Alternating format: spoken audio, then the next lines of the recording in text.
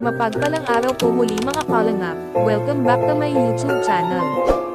Please don't forget to like and subscribe at pindutin na din po ang notification bell.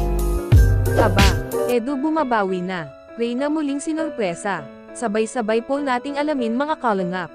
At bago ko po simulan ang aking video ay sanay tapusin po ninyo ang aking video para malaman po ninyo ang nilalaman nito. And please don't skip ads para mas marami pa po silang matutulungan.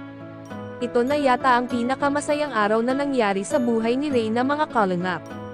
Ang may akap muli ang pagbabalik ng kanyang kauna-unahang Kuya Edo nito.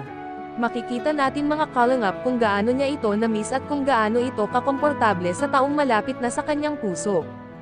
Isa rin si Kalangap Edo na may malaking ambag sa tuluyang paggaling nitong si Reyna.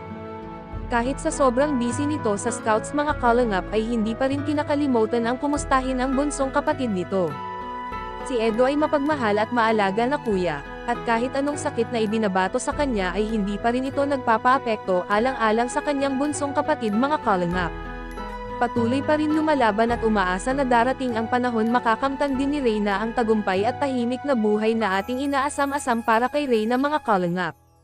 Kaya atin pa rin ipagdasal ang kaligtasan at kagalingan nito mga kalangap, kaya laban lang Reyna, marami pa kaming nagmamahal sayo. Sa mga gusto pong magpahatid ng kanilang mga saloobin, just comment your reaction down.